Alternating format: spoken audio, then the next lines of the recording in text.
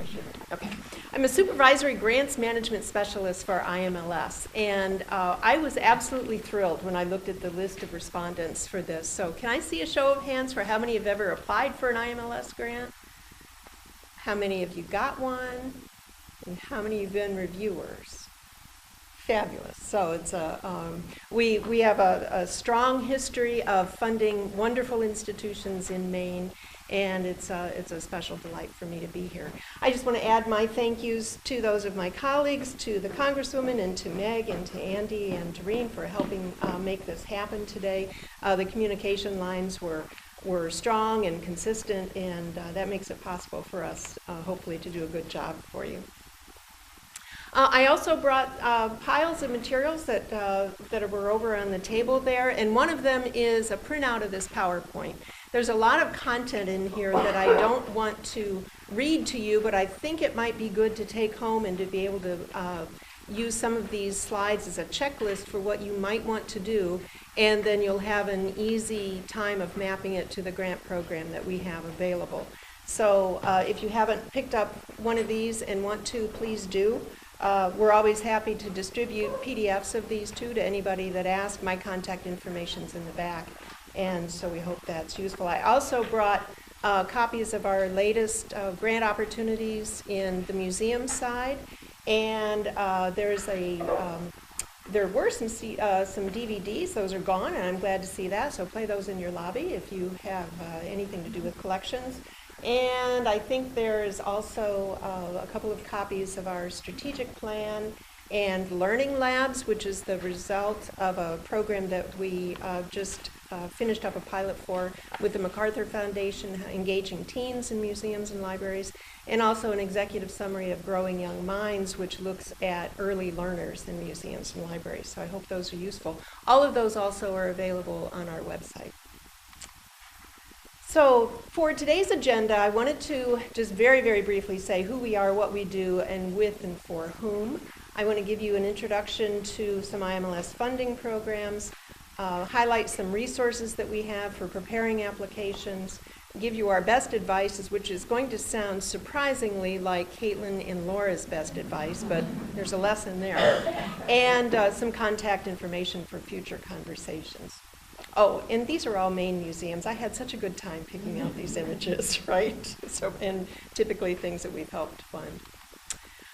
So IMLS is the primary source of federal support for the nation's libraries and museums. What is different about us is that we fund libraries and museums as institutions. You notice that we don't mention disciplines. It's what distinguishes us from the NEH and the NEA. We end up covering all of the disciplines, but we just do it from the units of libraries and museums. We make grants, which I think is what's of interest to most folks today, but we also convene groups, we conduct research, and we publish, all for the point of building the capacity of museums and libraries to serve their communities. For libraries, we help public, special school, and academic libraries. The federal definition of museum, it might be broader than you would think, but it includes all of the organizations that you see here, and you know the low-lying fruit there is aquariums to zoos, right, and everything in between. But art, children's history, science museums, nature centers, planetariums, special topic museums, it's really quite broad. We fund organizations that are nonprofits or parts of universities or colleges or units of state and local government. We also are not allowed to fund individuals. But I always like to point out that if you are not a museum and even if you're not a nonprofit, you can partner with somebody who is. And so you can help get that work done. It's just that the funding itself needs to flow to an eligible institution. And for whom do we do this? It's very clear. It's for the American people. This is what our budget looks like. That largest piece there, it's about 68% of our $228 million budget. And that is a re-grant program that's LSTA, Library Services and Technology Act. It goes to states based on a formula based on population. So Maine gets about 1.2 million a year, and it goes into the state library and then is redistributed in other grant programs. About 12% of our funding is for library discretionary grants, and we'll talk about those. About an equal amount, about $30 million, is in museum services. There's a small sliver in there for research, and then administration is about 7%. Back to the LSTA. As I mentioned, this is our largest grant program. I won't talk about it a lot today because indeed it's governed by each state. But if you want to know more about this grant program, please get in touch with the state librarian. His contact information is at the bottom there. There's also a website listed below the image that gives you the state profile. Each state is asked to prepare a 5-year plan for how it plans to spend its federal money, and this is where you can find that's been created for Maine. Turning to museum programs now. Our biggest museum program in terms of budget, number of applications, number of awards is called Museums for America. And its purpose is to help strengthen the ability of individual museums to serve their publics, their individual communities. We might fund a project that looks very similar to one in another area or to 10 in other parts of the country, and that is okay with us. Many museums do the same kind of thing, they need the same kind of support, and this is the program to come to for that. All of our deadlines are in the museum side are easy. It's December 1. So you can 11:59 p.m. to be specific, but that makes it easy. December 1. It's only May. You've got oodles of time, so that's good. In Museums for America, we ask people to align their applications with one of 3 project categories. That helps IMLS be a good steward of federal funds by being able to report to Congress what we did with the money and what impact it had in communities. So we ask to line up for learning experiences, community anchors, or collection stewardship. And we have 2 funding levels, and this is new for us, and I hope that this you will find this welcome. We have $5,000 to $25,000 funding level, no cost share permitted.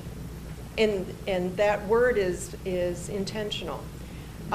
If you provide a cost share, we can't evaluate your application. So this means no cost share, no in-kind, no cash match, no necessity to pony up staff time, right? So it's really, really a wonderful thing. We created it for small to medium-sized museums that might have a hard time coming up with a match. We also wanted to support projects that have a hard time coming up with a match. Conservation treatment is a classic example there. And to give smaller organizations a chance to try out a federal grant. And so far, this is about 18 to 20% of the applications that we've gotten in the first year and the second year. We funded about 43 of these last year, and we're on track to do the same this year, so that's great. The bigger grants, $25,001 up to $150,000, do require a one-to-one match. But again, that can be cash. It's more often staff or volunteer time or third-party in-kind. This is the list of activities that typically get funded under Museums for America. And as you can see, it's pretty much everything a museum does, from school and public programs and exhibitions to digital media development and delivery, training, community outreach, audience research, planning of all kinds, database development, and then certainly collections management, cataloging, inventorying, collections care, and conservation. Our second program, sort of the flip side to Museums for America, is National Leadership Grants for Museums, and Maine museums have gotten several of these. The idea here is to support innovation in museum work by addressing field-wide needs to help museums improve services for the public. In simpler language, that means there are certain problems that plague the museum field in general. We think that by supporting projects that take those on and then making the data sets, the toolkits, the results of those bigger projects available to everybody, then we've done a good thing there too. Same project categories, funding here is bigger. It's $50,000 to $500,000. The match requirement is in place for non-research projects. If it's research, there's no match required. It's allowed, but it's not required. These are the kinds of projects that we funded under National Leadership Grants for Museums. Heavy emphasis on research, developing model programs, developing new tools and services, or innovative professional training opportunities that, again, can be shared field-wide. We also have a grant program for African-American history and culture, which is available to museums and HBCUs whose missions direct them to address African-American history and culture. So this is not appropriate for a museum that wants to take on an African-American exhibit or program. Indeed, it has to be core to their mission. Same deadline, same two levels of funding, $5,000 to $25,000 with no cost share allowed, $25,000 in one, up to $150,000 with a cost share.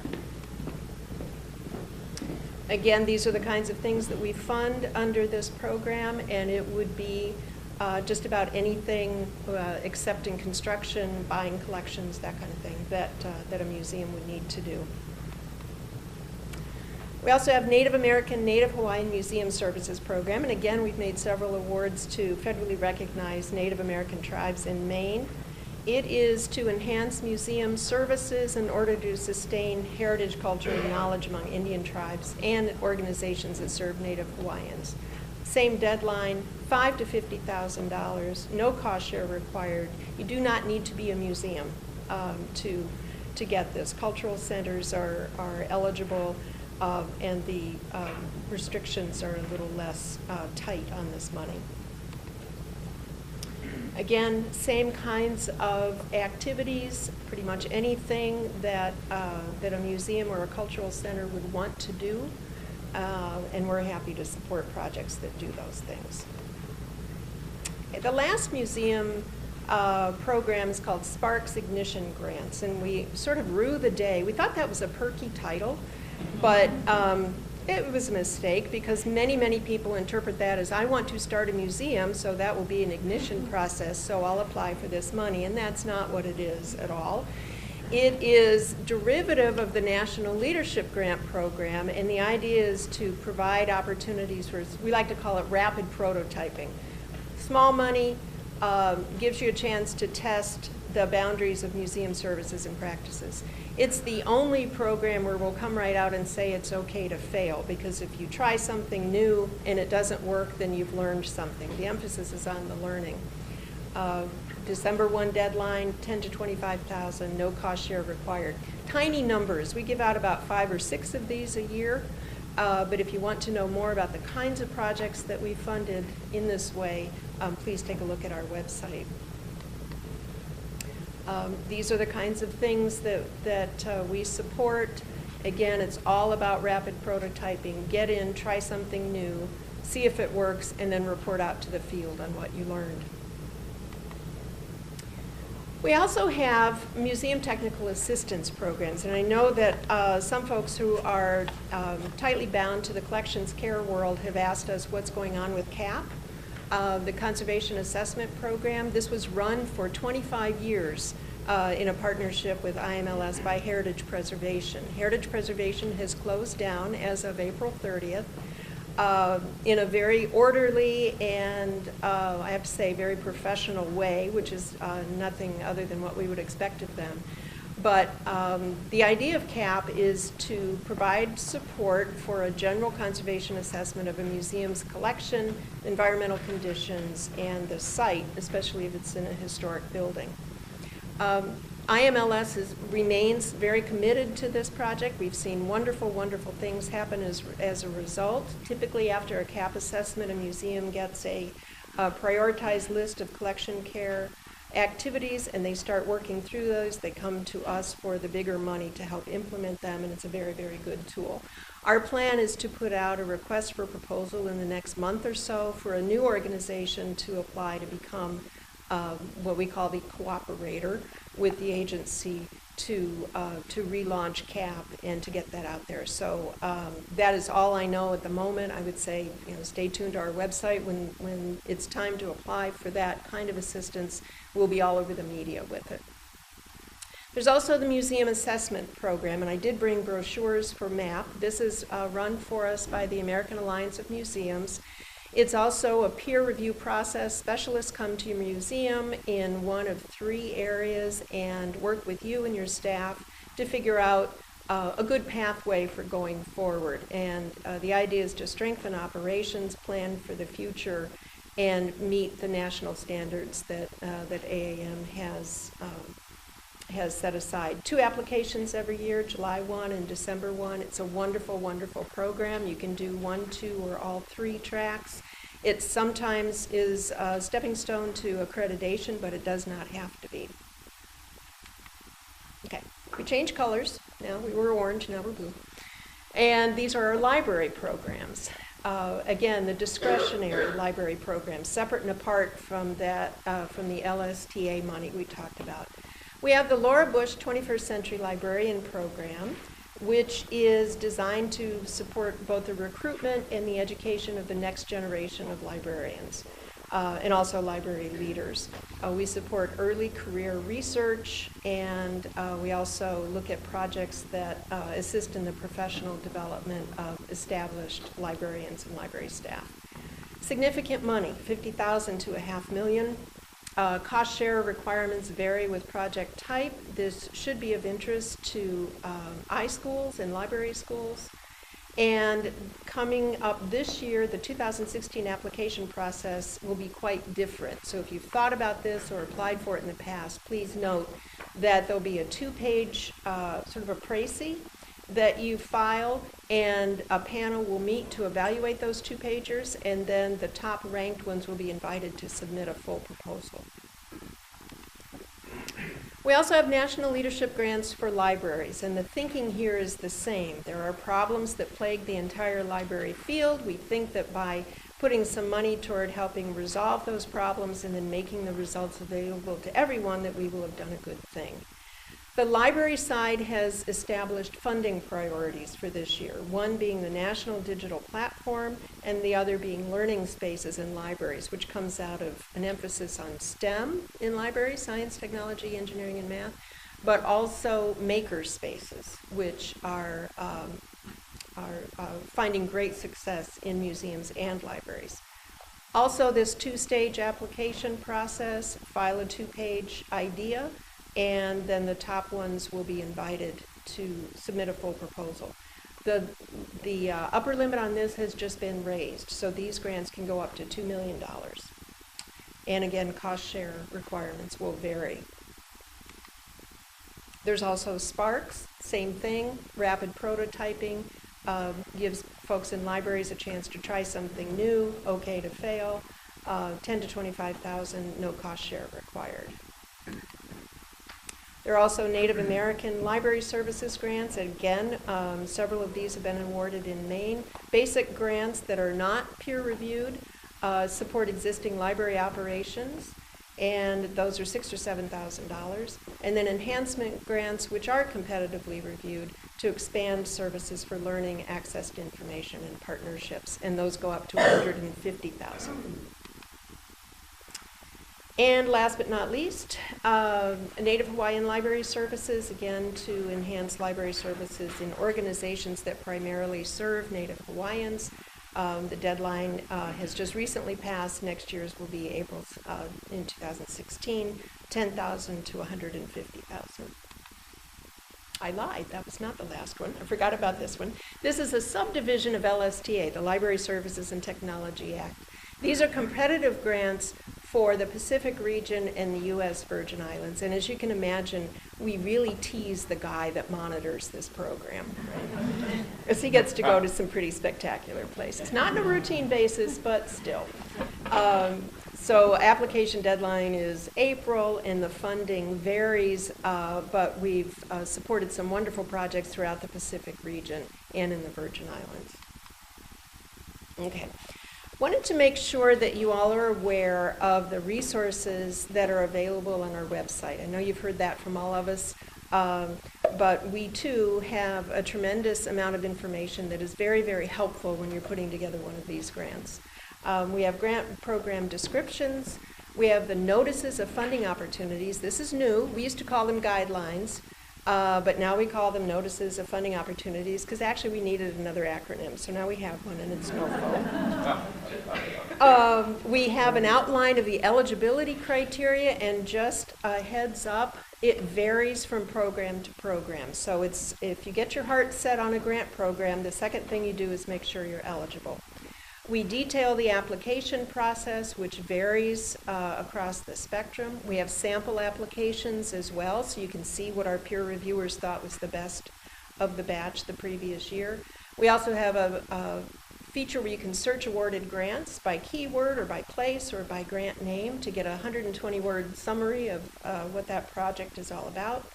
And we also give you our peer reviewer resources, and I'm not sure how common that is, but we will tell you exactly what we tell peer reviewers to look for when they evaluate a grant.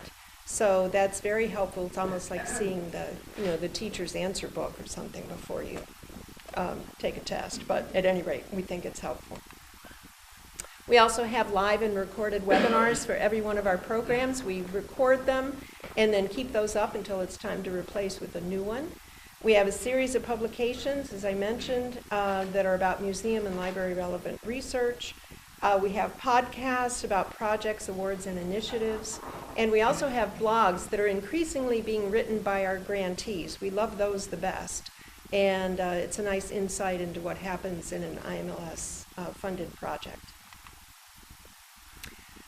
This is where you hear this again, but you can't really hear it too much. Every time we have to tell somebody that we can't process their grant application because their SAM number expired or their grants.gov person forgot to leave the password with somebody before they went on vacation, it breaks our hearts.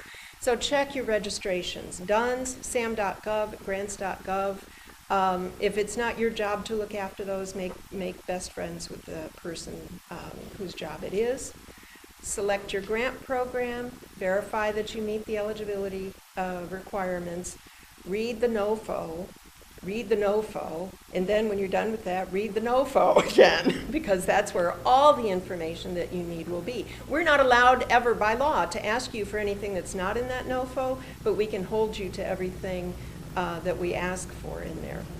Participate in our webinars, and by all means, talk with a program staff member. We can't, because we're so tiny, there are 10 of us who do this work, we can't read pre-proposals for everybody, so we can't read them for anybody, but anybody can call us, anybody can email us, and we hope you do. We're all on the museum side, I think it's true on the library side too, we all come out of the museum and library worlds.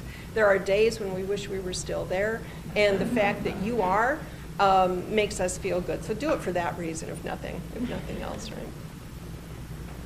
I listed here what reviewers want to see. Part of this is because they are the professionals and experts in the field. Part of it is because we ask them to want to see these things.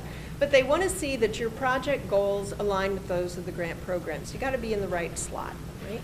They want to see that you follow instructions because it makes their job easier. If they're looking for answers to questions 1, 2, and 3 and they get A, J, and Z, that makes their job much tougher. So follow those instructions. I always like to say we appreciate creativity, but not in a grant proposal. Just straightforward. We need to see that your project addresses a documented key need or a challenge. These are project-based grants now, not operating support. So we need to know that something's going to be better after this federal investment in your project.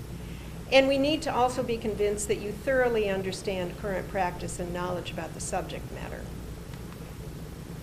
The best work plans are the ones that consist of a set of logical and interrelated activities. Budget elements need to be connected directly to those project activities, and they need to be reasonable and well supported. And the project needs to generate measurable results that tie directly back to that need or challenge. And we leave a lot of this up to you to define, but the best proposals are the ones that do a stellar job on that. Here's what people hate, right? Disconnect, that you don't even recognize anything about the program when you read a proposal. Untested project design. If you get a chance to test it out in advance before you submit your proposal, that's a really good thing. Think of these big museum rehousing projects where you think, I think where you say, I think I need this much time, do a little pilot study so you can tell us you know that's how much time you need. Underdeveloped evaluation, a common problem. It's the last thing you talk about, but it shouldn't be the last thing you think about. Inconsistency among application components. Oftentimes those come up because of copy and paste redundancies, either copying from your latest NEA grant and plugging it into ours, or last year's in a different category and you plug it into ours. We tell that stuff. And you know, we're almost right up there with NEA. We hate bad spelling, poor grammar, and bad math too. So get somebody to read your proposal if you need to. Start early. None of us can say that often enough. Do your background research. All of that is stuff that you can do now. Revisit that NOFO frequently as you're going along. The first 3 times you read it, that's not enough. Read it again as you're in the middle of things. Remember the people you serve. That's what we're looking for all the time. So keep them in mind. Be sure the application's complete, right? If it's not complete, we have to reject you the first 30 days out, and that pains us. And then submit it to grants.gov early. The key that I think maybe we haven't mentioned is that if you make a mistake in grants.gov, they'll tell you, and you can resubmit. You can resubmit your proposal 20 times if you wish. We take the last one that you put in. But if you put it in early enough, you'll get to know what those errors might be. Okay. My contact information. I've also got it here for Gladstone Payton, who is our Congressional Affairs Officer and makes these good things happen. So thank you all very much. Good luck.